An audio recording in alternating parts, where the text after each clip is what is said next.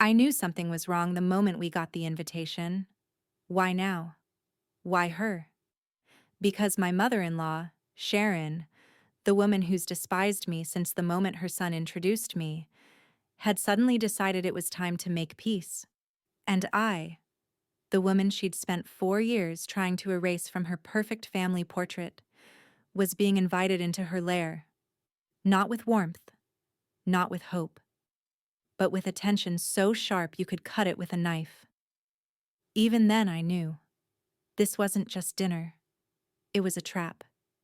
I just didn't know who it was meant for yet. You ever walk into a room and feel like every piece of furniture is part of a stage set, and you're the only one who didn't get a script? That's exactly how I felt the moment Tom and I stepped into his mother's house that evening. The lighting was too warm, the candles were too perfectly flickering, and the classical music playing low in the background wasn't there to soothe anyone. It was a show. All of it. A well-rehearsed production starring Sharon, my mother-in-law, as the gracious matriarch ready to bury the hatchet with the woman she's hated since the day her son said, "I do." And I was supposed to be the smiling, grateful audience. I'm Kate, 30 years old, marketing exec, and for 4 years now, I've been married to Tom. Our marriage has been a mixed bag. Good times, stressful times, mostly sweet, sometimes sour. But Sharon? Sharon's been a constant storm cloud hovering just above my marriage, ready to rain judgment any time I so much as breathe the wrong way. From the very beginning, she made it clear I wasn't their kind of people. I don't come from a country club family. I didn't go to an Ivy League school. My parents are teachers. I'm tattooed, ambitious, and opinionated. I like dive bars and sarcasm. Sharon likes pearls and pretending she invented manners. She's never said anything outright cruel, but her tone always carried that sharp edge. You know the type. The passive-aggressive jabs disguised as concern. Like when she'd ask me, in front of Tom, if I needed help finding appropriate work attire for client meetings, or when she'd offer to recommend a good salon, because someone as naturally pretty as you shouldn't hide behind such bold makeup. Tom, to his credit, usually called her out, at least, at first. But over the years, his defenses became more muted. He'd sigh, or he'd change the subject. Eventually, he'd just say, "She means well," and leave it at that.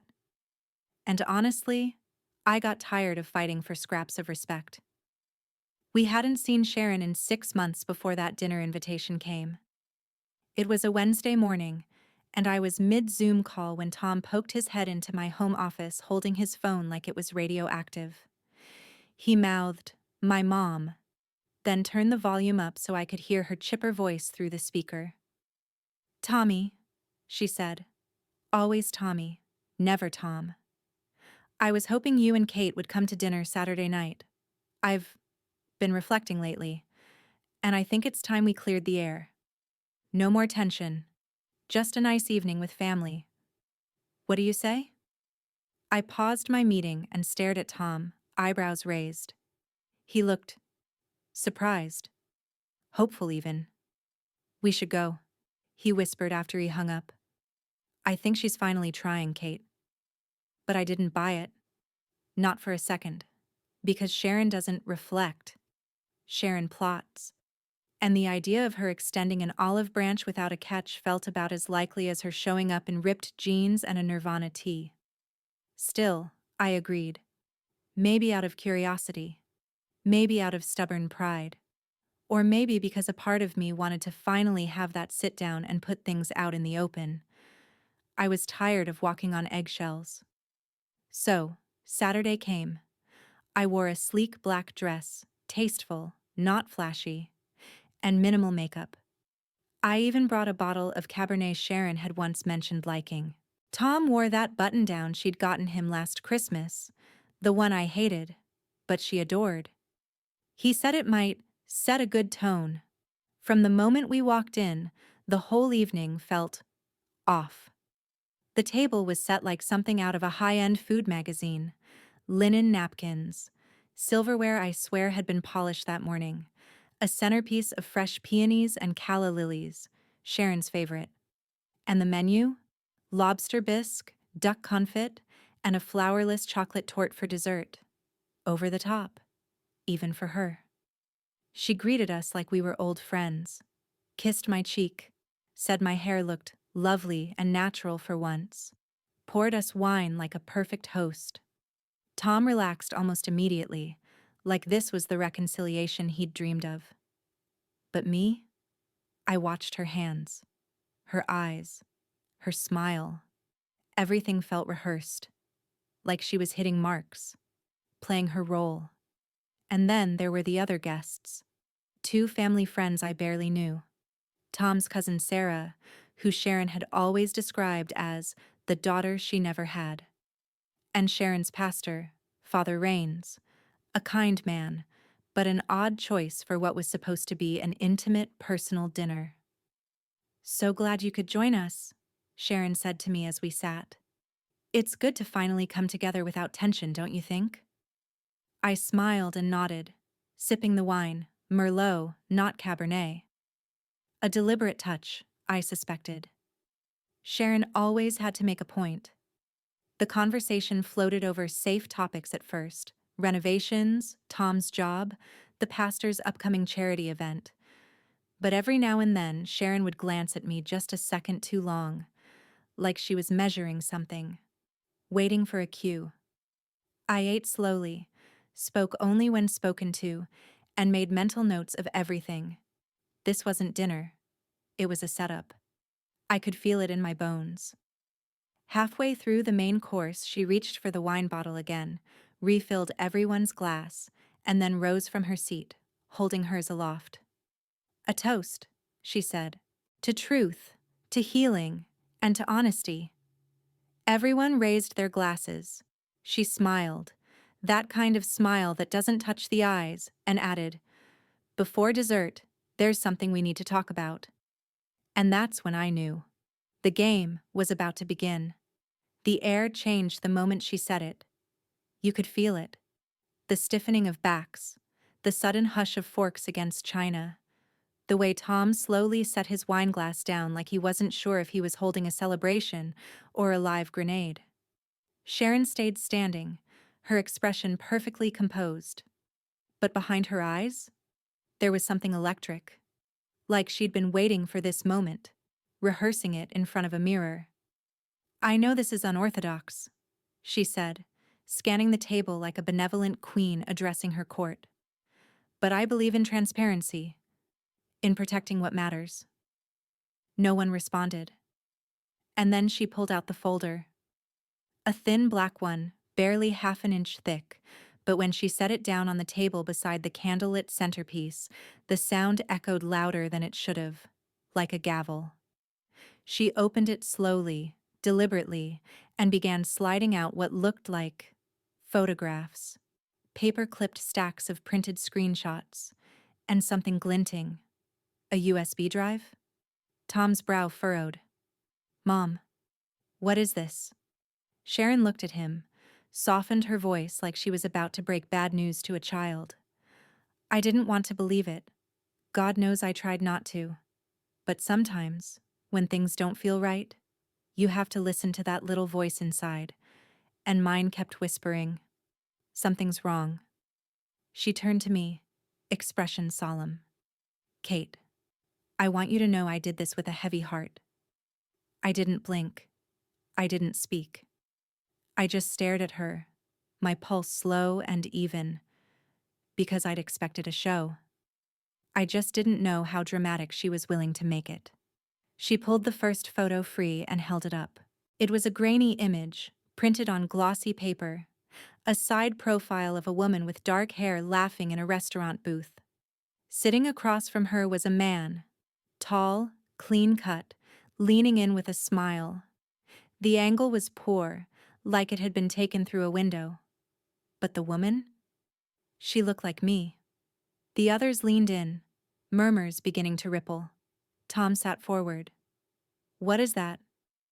I hired someone, Sharon said simply. Just to follow Kate for a few days. Just to be sure. And what he found? She slid more photos out, like playing cards. I couldn't ignore it. Screenshots followed next. Instagram DMs. A couple of emails. Nothing with full names, but enough to imply something. Flirty exchanges, phrases like, "Can't wait to see you again," and "Last night was perfect." One email subject line read, "That hotel off 4th Street." Tom's face went pale.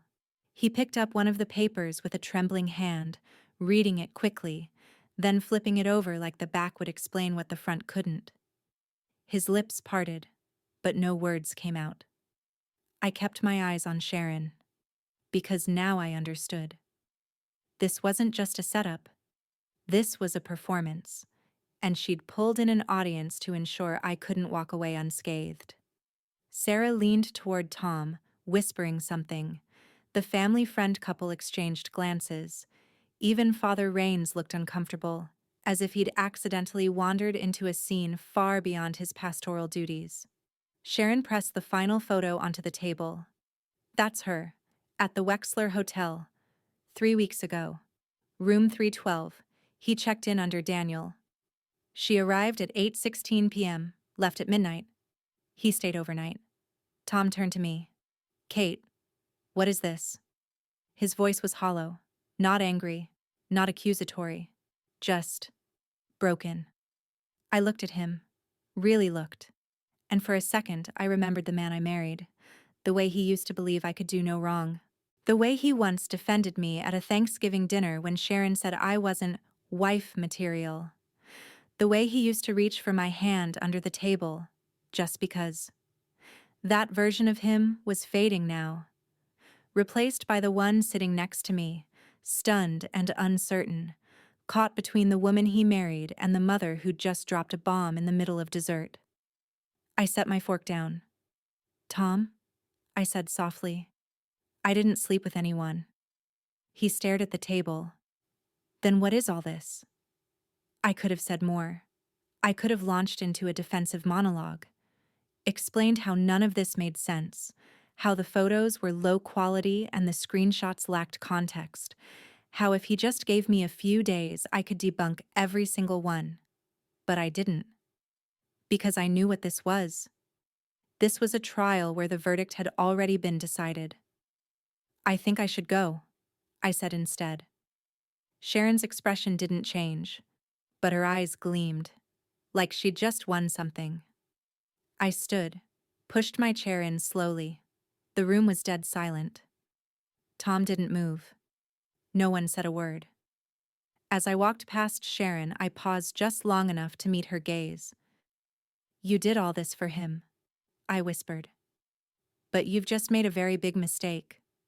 Her smile faltered, just a flicker, but enough to tell me she felt it too. That shift in the air, that ripple of something deeper. Because the moment I stepped outside her house, I wasn't the accused anymore. I was the hunter. The worst part wasn't the lies. It was the silence that followed them. Tom didn't call that night. Or the next day. No text. No knock on the door. Just a void. The kind that creeps under your skin and whispers things you shouldn't believe, but start to anyway. By Sunday, the whole dinner had replayed in my head 100 times. The photos, the emails, the staged gasps around the table like they'd been choreographed. And Tom, sitting there, eyes wide, lips parted, drowning in doubt but too paralyzed to reach for a life raft. I didn't cry. Not once. But I did something far worse. I waited. I waited for him to remember who I was. For him to remember the version of us before Sharon twisted the narrative. Before she fed him lies dressed up in just enough truth to be palatable. But he didn't reach out. Monday morning, I came into work with my spine straight and my eyes cold. My assistant tried to ask if I was okay. I gave her a tight smile and told her to reschedule the Baxter meeting. That was the only break in my mask. The rest of the day, I wore it perfectly. Around 3:17 p.m., I saw his name light up my phone screen. I stared at it until the call went to voicemail. Because the thing about betrayal isn't just that someone doubts you, it's that they doubt you so quickly. Later, I listened. His voice was low, tired, uncertain. "Kate, I don't know what to say. I don't know what to believe right now." That was it. Not, "I'm sorry." Not, "I know you'd never do this." Just confusion wrapped in cowardice. That evening, I packed a bag and checked into a boutique hotel near the waterfront. I told the receptionist my name was Elise, my middle name, and paid in cash. I didn't want a paper trail. Not yet. Back in the room, I opened the suitcase and pulled out what I'd already prepared weeks ago, a small external drive. My backup.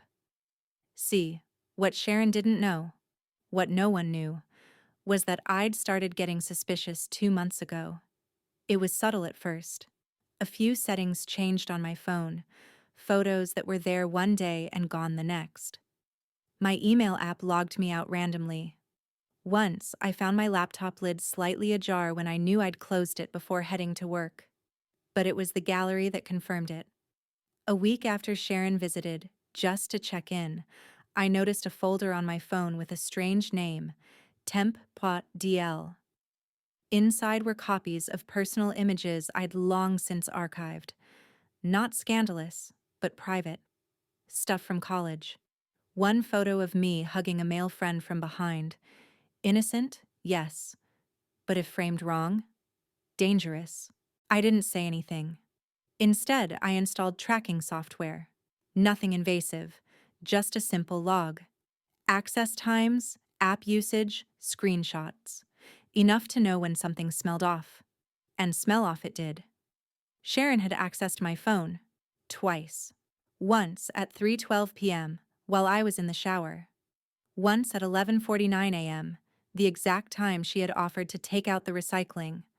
Both times lined up with spikes in activity.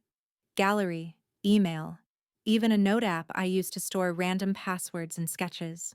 She took my phone. She copied those photos, and then she doctored them. I pulled out the second piece of evidence, an older backup phone I kept for travel. I powered it on, let it load, then navigated to the original versions of the photos. The timestamps were different. One shot she used in the dinner slideshow, the one of me in the restaurant, had been cropped, color adjusted, and zoomed in to remove the second couple sitting at our booth. It wasn't a date. It was a group brunch. Sharon had edited reality, and Tom had believed her. That was the moment something hardened inside me. Not rage, not even grief. Clarity. I wasn't going to argue. I wasn't going to explain. I was going to end this. But I needed leverage, and that meant turning the lens around. So I did what Sharon never expected. I started watching her. For the next week, I kept my movements quiet, neutral. I didn't contact Tom. I let him stew in the guilt. Let Sharon bask in her victory. Meanwhile, I checked bank records, old social media posts, ran a few reverse image searches on the photos Sharon had used. And what I found was just the tip of something deliciously dirty. It started with a Tuesday. Sharon always said she had poetry club on Tuesdays. She'd even brag about it at family dinners, called it her intellectual escape. Only poetry club didn't meet at 4 p.m. at Red Pines Inn, a rundown motel off Highway 7. And poetry club definitely didn't involve Jason, a 27-year-old personal trainer with abs for days and a motorcycle he parked out back. I followed her. I took pictures. The first time was pure chance. The second, strategy. She met him at the motel 3 times in 8 days. Each time she'd emerge 2 hours later, hair tousled, lipstick faded, blouse slightly misbuttoned. Jason wasn't her trainer, and they weren't reading sonnets. I snapped photos, recorded video from across the street, used time-stamped footage from nearby gas station cams to build a timeline. Because if Sharon wanted to destroy my life with carefully curated lies, Then I'd burn hers to the fucking ground with cold, hard truth. But not yet. Revenge, like wine, needs time to breathe. So I waited. I crafted the next step. I wrote the note in careful block letters. Before you judge your wife, judge the lies buried under your roof. And I attached it to an unmarked envelope with 4 photographs, all time-stamped. Then I slid it into the mailbox at Tom's office. No return address, no signature, just the truth. Served cold. I dropped the envelope into Tom's office mailbox just after sunset. The parking lot was nearly empty, the windows dimmed, and the only sound was the distant click of the traffic light at the corner. No cameras, no witnesses. Just me, my hood pulled up, and the soft thud of paper hitting metal. I didn't stay to watch. I didn't need to. Because I knew my husband. He'd see the envelope first thing Monday morning, curiosity piqued by the lack of return address. He'd hesitate. Maybe wonder if it was some passive-aggressive client complaint or a weird HR memo, but he'd open it. He'd see the photos. He'd read the note. Before you judge your wife, judge the lies buried under your roof. And then the spiral would begin. But while Tom was busy questioning his reality, I was building mine, one brick at a time. See, people like Sharon operate in shadows, under the illusion that no one's watching them. They think propriety is armor and manipulation is power. But what they never expect is to be studied, observed, trapped in their own game. I didn't go back home. I didn't reach out. I didn't even check the phone. I went dark, which, in Sharon's world, was as threatening as a lit fuse. By Tuesday, I got confirmation from someone I hadn't counted on. Tom's sister, Natalie. We weren't close, not because of anything dramatic, just a slow fade of indifference over the years. Sharon liked to keep us apart. Said too many strong women in one room caused tension. I always thought it was because Natalie saw through her, but didn't want the fallout that came from standing against her. But Natalie was smart and loyal, not to Sharon, but to truth. She called me out of the blue. "Can we meet?"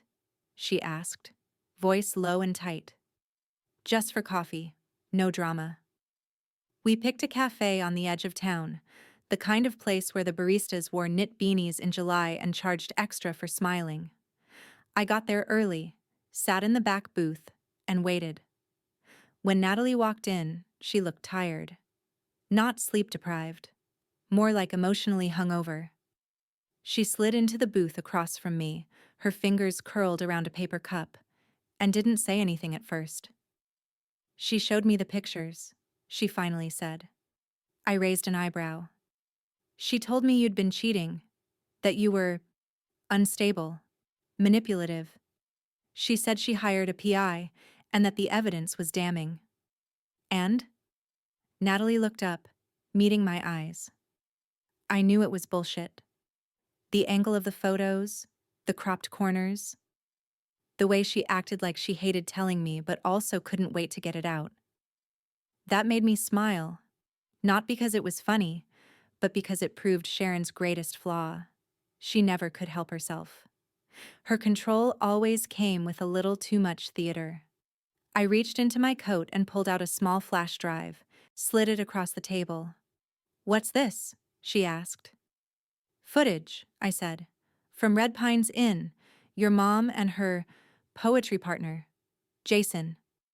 Natalie didn't touch the drive, just stared at it like it might detonate.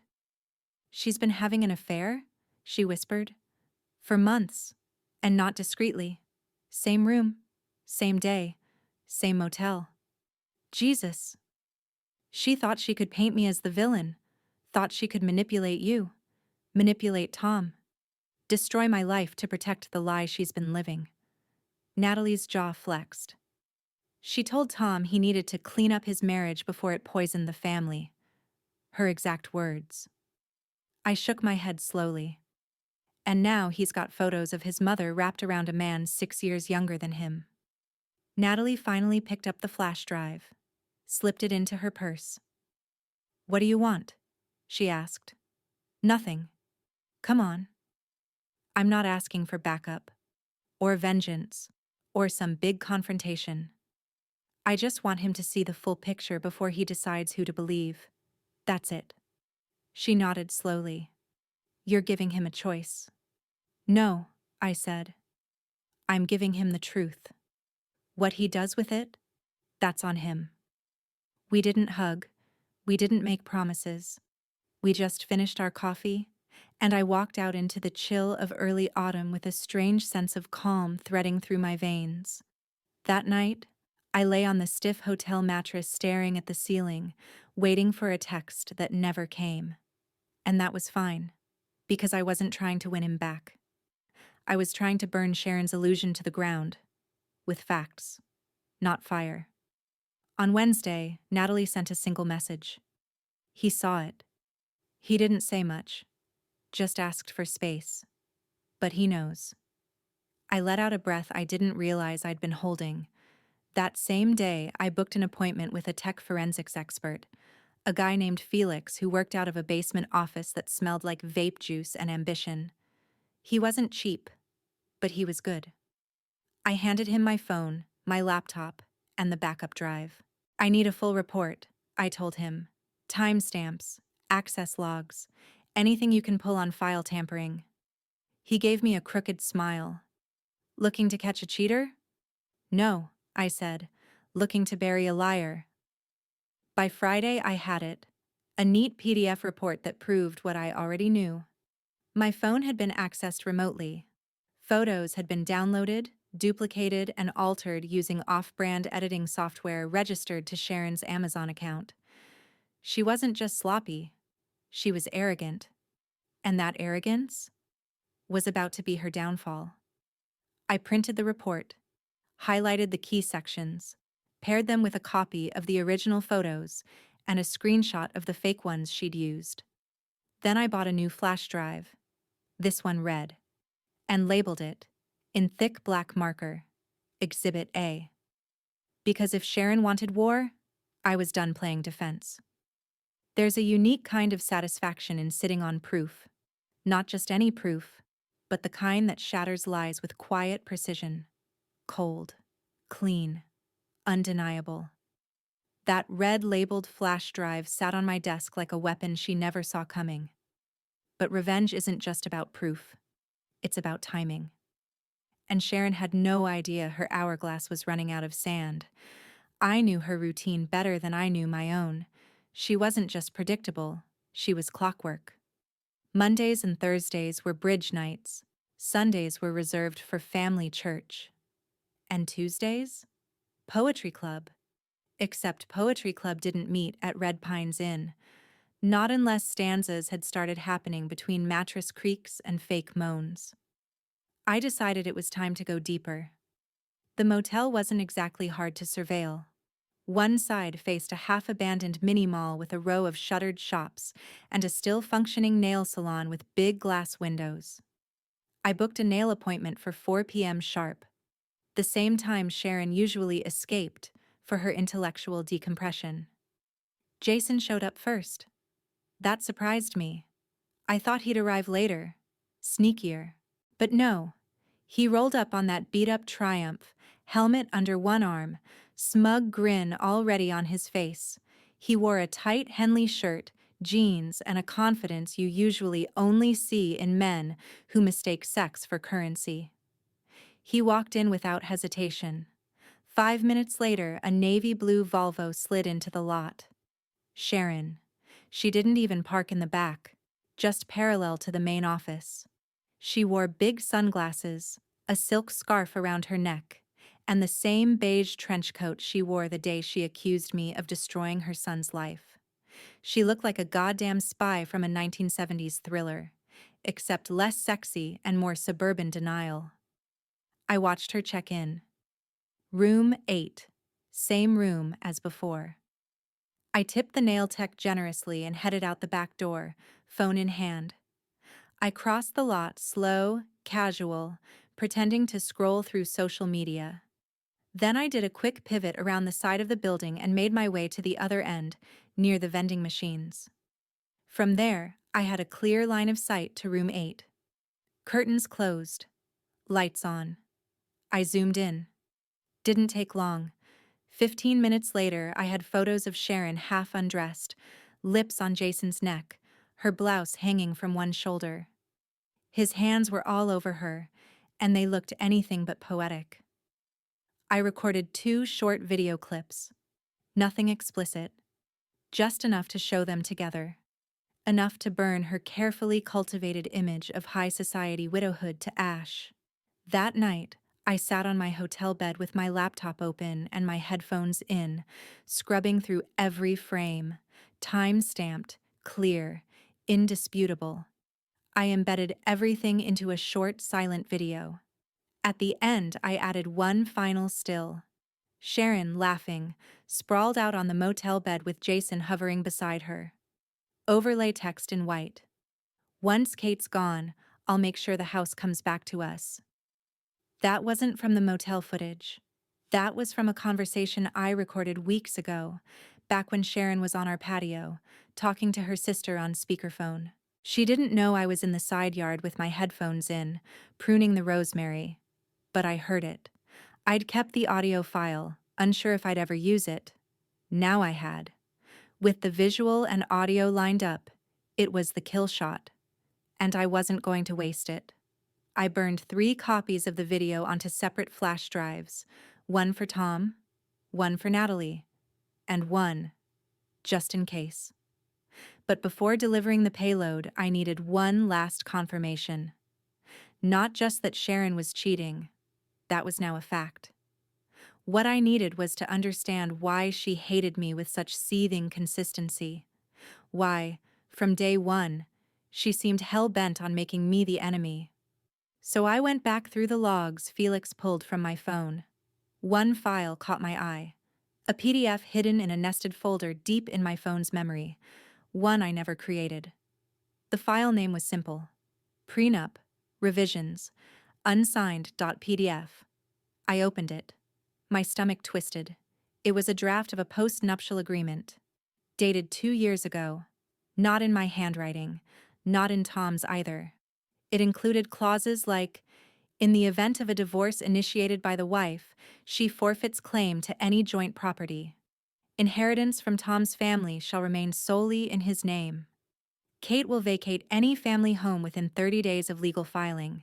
It was vile, cold, legally brutal. And at the bottom, drafted by Sharon Ellsworth, using a legal template with minor revisions.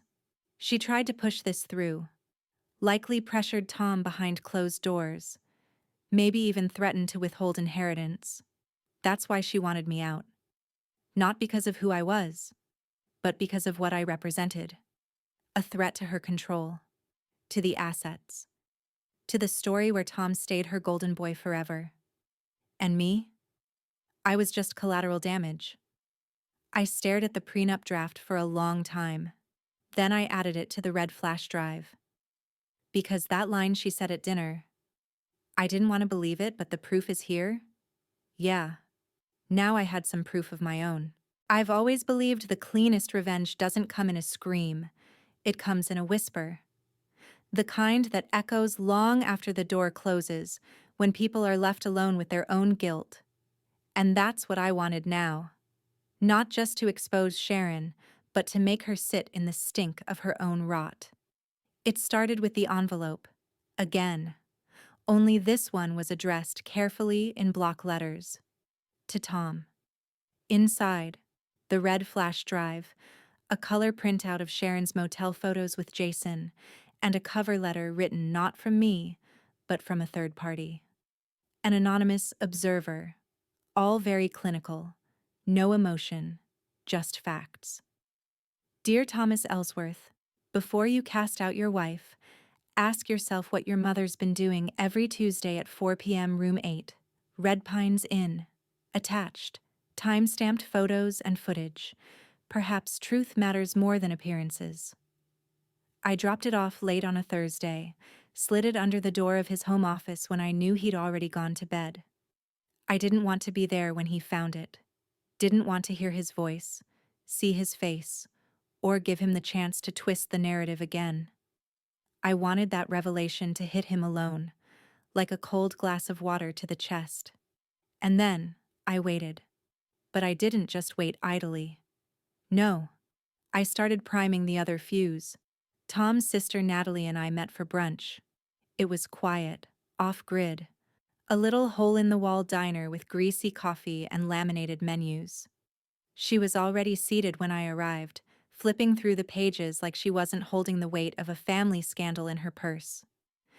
"You look tired," I said, sliding into the booth. She snorted. "Try sleeping with a nuclear bomb ticking next to your nightstand." I handed her another flash drive. "This one's the full version," I said. "Everything. The motel footage, the audio of Sharon plotting, and this." I passed over the prenup draft. She scanned the first page, her lips parted, then closed again. "She actually tried to get Tom to push this through?" "2 years ago," I said. "Probably when I got that promotion and she realized I wasn't going anywhere." Natalie looked up. "She always hated that you had your own money, your own identity." "She never hated me," I corrected. "She hated losing control." Natalie didn't argue. She sat back, exhaled, and looked at the ceiling like it might give her answers. "So what now?" "We show him who she really is," I said. "Then, when she tries to spin it, we let her do it in front of an audience." I told her my idea. At first, she blinked, surprised by how surgical it was. Then she smiled. "God, you really are better at this than she is." I didn't smile back. "I'm not better. I'm just more patient."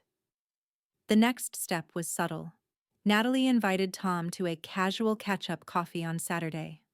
Harmless enough, just two siblings reconnecting after the mess. But halfway through their second round of cappuccinos, she dropped the flash drive into his lap and said, "I think it's time you see what Mom's been doing while she's been so busy protecting you." She didn't push, just handed it over and told him to watch it alone. She texted me after. He didn't say a word, just took it and left. I didn't hear anything for 2 days. Then came the message. From Tom, 2:44 a.m. "You saw what she wanted you to see. Now I've seen the truth. Your move. No apology. No explanation. But also, no denial." That was enough. Because now it was time to make it public. Sharon, in true panicked narcissist fashion, did exactly what I predicted. She invited us all to another dinner. This one under the guise of reconciliation. Again. Natalie got the invite first and forwarded it to me. The email was full of performative guilt. "I know things got out of hand, and I think we owe it to each other to come together in grace." She'd CC'd Tom, Sarah, even Father Rains. An audience. Of course. But what she didn't know was that I planned to bring a little theater of my own. I RSVP'd with a polite, "Of course. Looking forward to it." Then I went shopping. Not for a dress. For a flash drive. A gold one. Sleek. Branded. I loaded it with the full video. Sharon and Jason at the motel. The audio of her saying, "Once Kate's gone, I'll make sure the house comes back to us." The prenup draft, and the screen recording of Felix's forensic report proving she accessed and manipulated my phone. I edited the video to open with her own words from dinner. I didn't want to believe it, but the proof is here. And then I flipped the script. The rest was a rolling avalanche of receipts. I made it digestible, elegant, and above all, undeniable.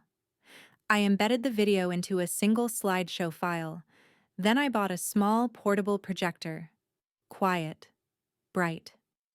I didn't tell Natalie. I didn't tell Tom. Because this next move had to hit without warning, like betrayal always does. The night of the second dinner felt colder, even before I stepped out of the car.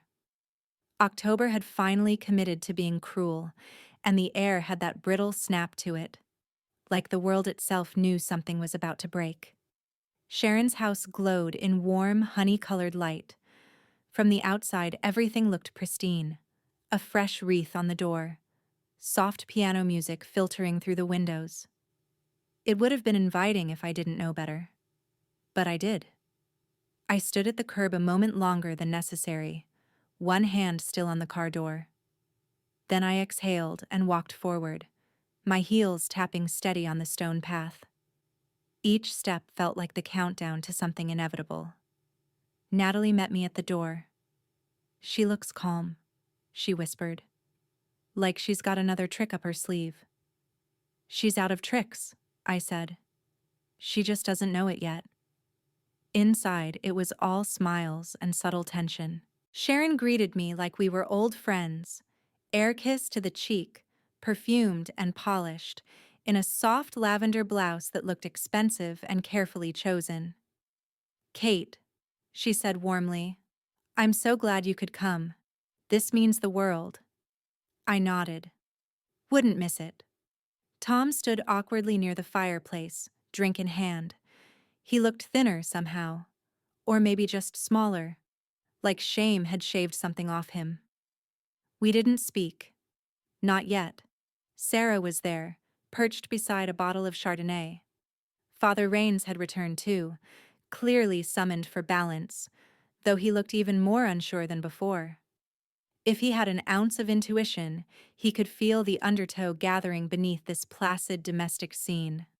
Dinner was chicken piccata this time, lighter, less showy. Sharon was playing the humble card now, or trying to. We ate.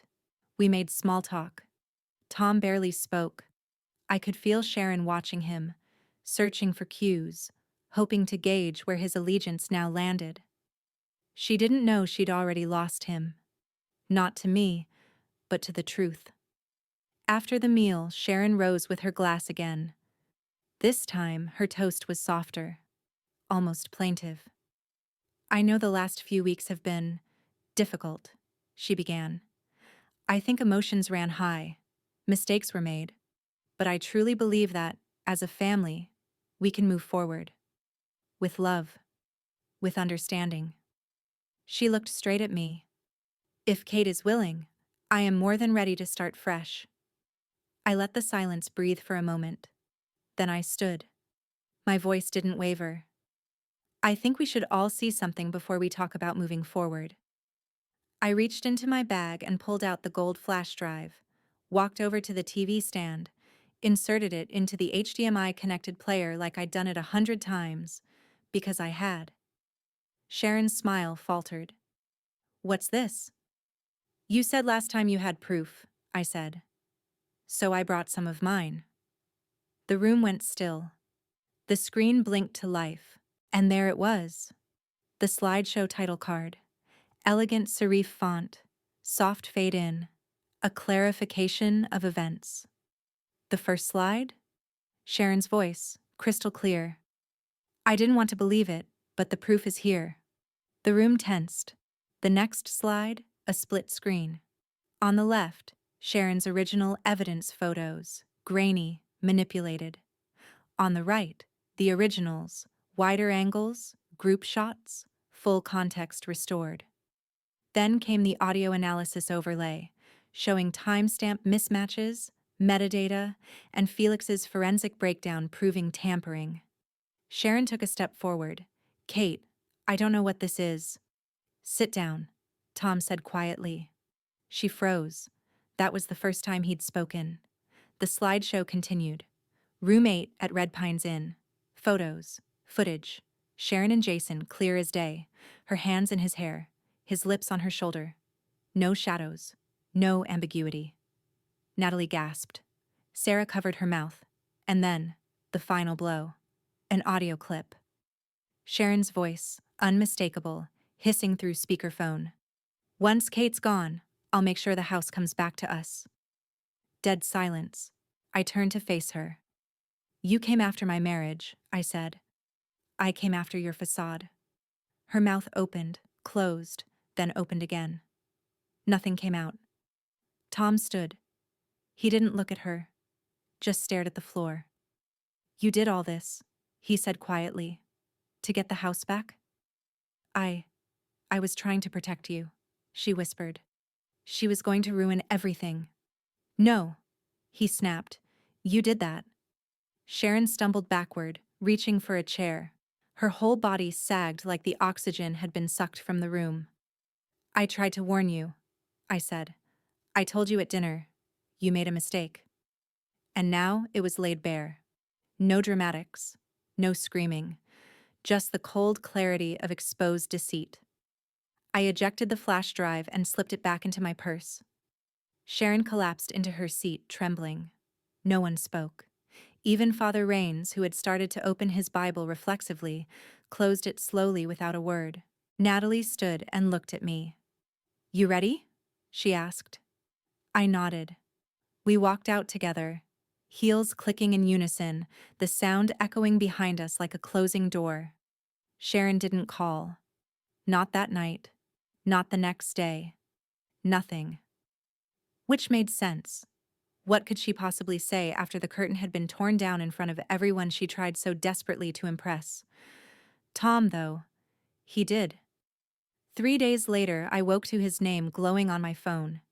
Just a text. Simple. Careful. She wants to talk. Not I want to talk. Not I'm sorry. Not even, how are you? She wants to talk. I stared at the screen, still in bed, the morning light slicing through the blinds like thin blades. My hotel room had become familiar now. Impersonal, but orderly. Safer, in its way. Quieter than home. I didn't respond right away. I made coffee, took a shower, watched the news with the sound off. But by noon, curiosity won. I sent back a single word. When? He replied instantly. Dinner. Just us. She's insisting. Of course she was. I didn't bother dressing up. Jeans, a black turtleneck, no makeup beyond eyeliner and lip balm. If Sharon wanted a showdown, she wouldn't get a polished performance. She'd get the version of me she never learned how to silence. Tom picked me up at 7. His car smelled like tension, or maybe I just did.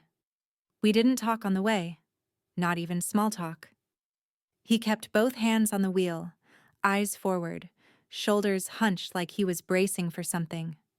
When we pulled into Sharon's driveway, her porch light was already on, like she'd been watching. She opened the door before we knocked. Still pristine, cream sweater, pearl earrings, lips painted the same bruised rose shade she always wore for serious conversations. Kate, she said softly. Tom, thank you for coming. We followed her into the dining room, where, of course, the table was already set. No guests this time, no Father Rains, no Sarah or Natalie. Just 3 places, one for each of us, and a silence that rang louder than silverware ever could. We sat. Sharon poured wine, only for herself. I noticed her hands trembled slightly. I know you don't owe me anything, she began, looking at me. And I know what I did was unforgivable.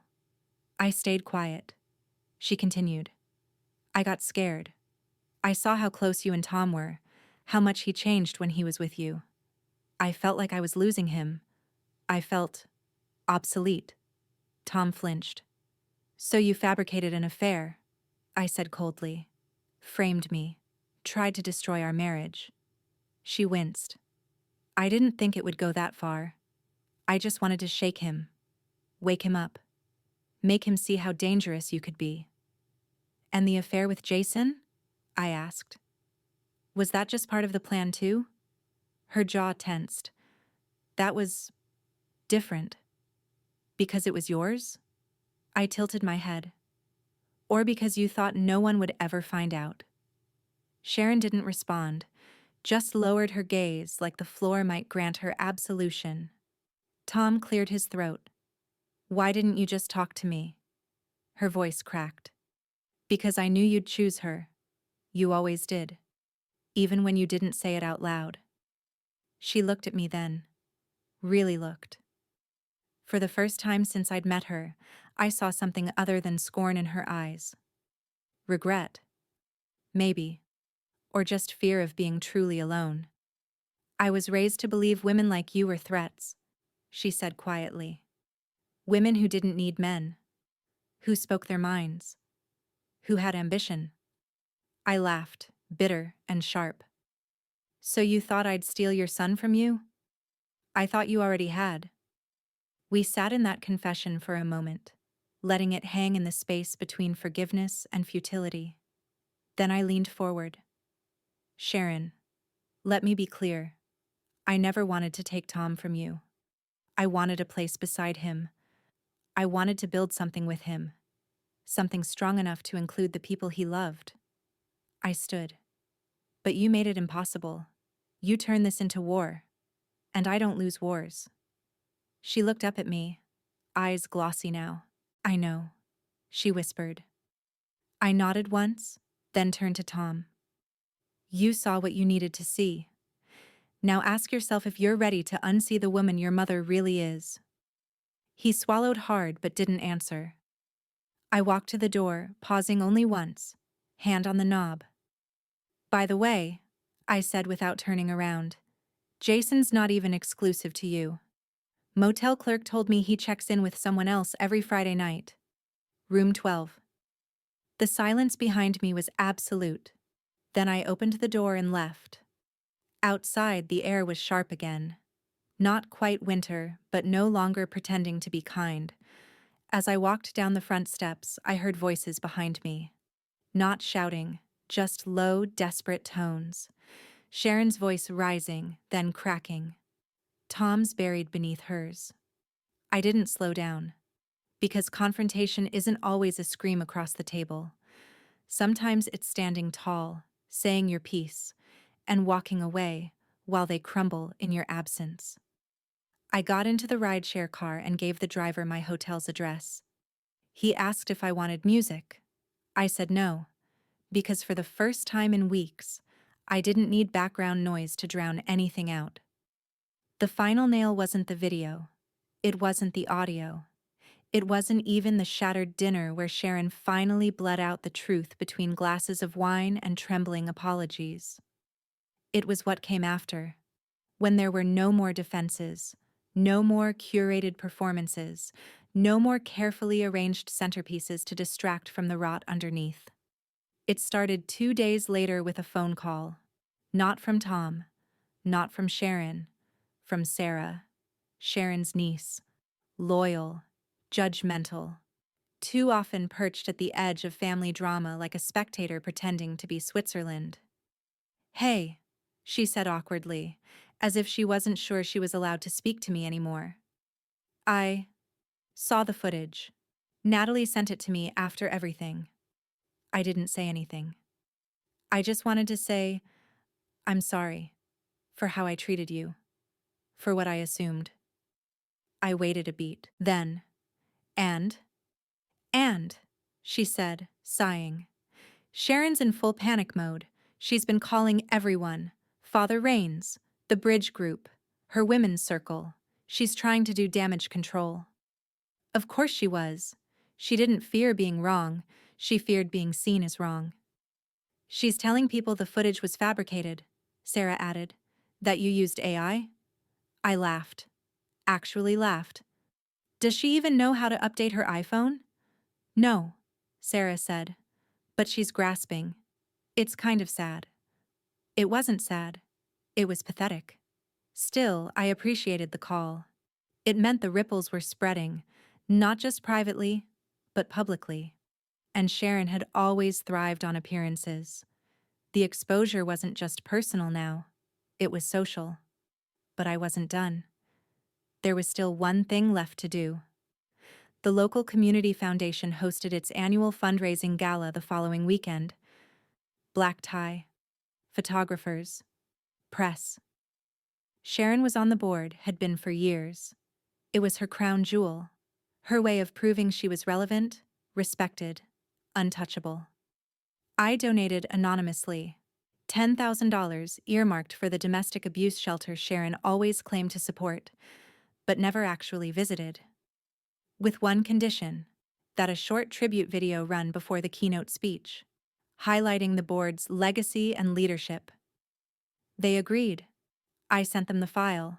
It started innocently: a slideshow of smiling volunteers, donors, charity events. Sharon featured prominently, posing beside mayors, ribbon cuttings, the usual. Then, at minute 3, it transitioned into silent video. Room 8. Sharon. Jason. The motel footage faded into black. Then text appeared. Not all violence is physical. Some people manipulate, gaslight, frame, and still call it love. Another beat. Real leadership begins with accountability. The screen faded again. Then back to smiling faces. Ending as expected. No one pulled it. No one double-checked the submission. Because when you hide behind the mask of philanthropy long enough, people stop questioning your hands.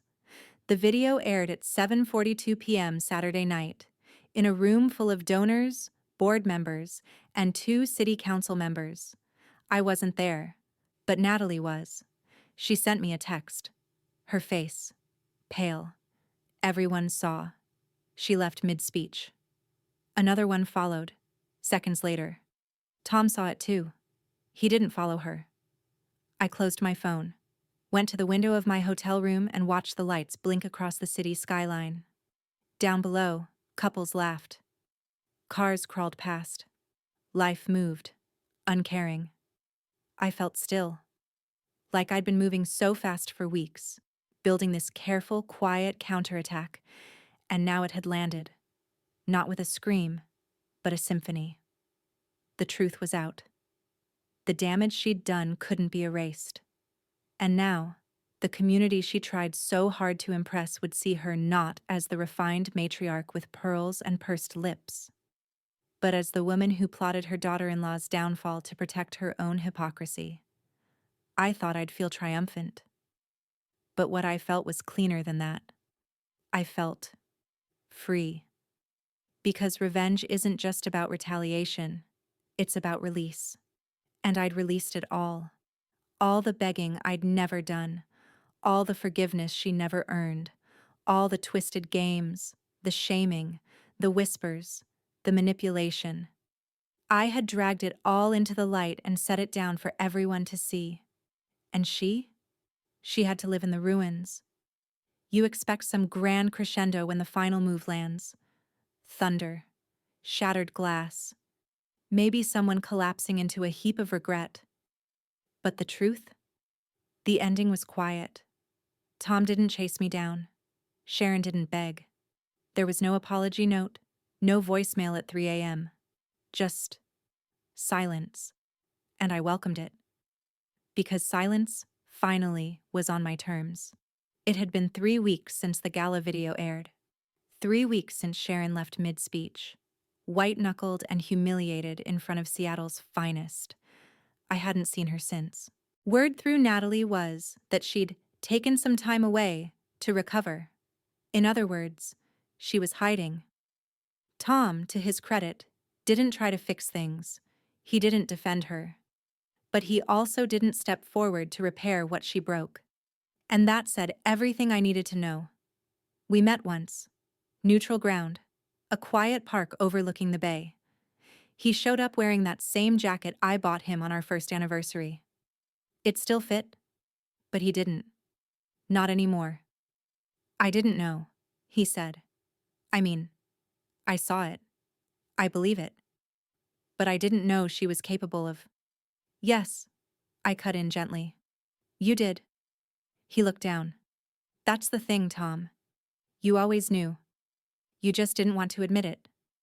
Because admitting it meant losing the image of her you'd built your whole life around. He nodded slowly, ashamed. I wanted to protect you, he whispered. No, I said. You wanted to protect yourself from discomfort. There's a difference. We sat in silence for a long time. The breeze off the water tugged at my sleeves. Leaves skittered across the walkway. For a moment I thought I might cry. Not for him, but for who we used to be. But I didn't. Instead, I stood. I'm not angry anymore, I said.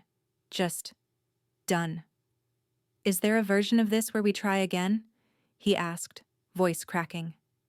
I thought about it. Really thought. And then, there's a version where you learn from this, where you do better next time. But that version doesn't include me. He nodded, and just like that, I walked away. No dramatic turn, no second glance. I moved out of the hotel the next day and into a furnished loft in Capitol Hill. It was small, clean, full of light, the kind of place that didn't carry echoes. I changed my number, deleted old voicemails, kept the flash drive locked away, not out of spite, but as a reminder, not of her, of me, of the line I drew, and the promise I kept to myself, that I would never let anyone make me smaller again, that I would not perform, or beg, or contort myself to fit into someone else's narrative. Natalie and I still talk. Sometimes we meet for wine and pasta, laugh about how fast Sharon went from board chair to community exile.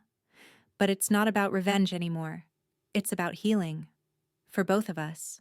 As for Sharon, I heard she tried to quietly rejoin the bridge club, got iced out. Her women's group replaced her with a retired judge who doesn't bring drama. She's no longer welcome at the foundation, the house she loved so much. Tom put it up for sale last week. She's losing everything she tried so hard to keep by tearing me down. But that's not my story anymore. My story is this. I didn't break the family. I just showed them the cracks. And in the space that opened after, I built something better. For myself.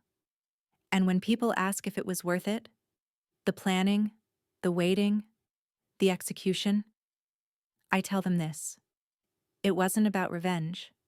It was about reminding people, and myself, that silence isn't weakness. Sometimes silence is the sound of the sword being drawn, and sometimes it's the sound of walking away from the wreckage you didn't cause, without looking back.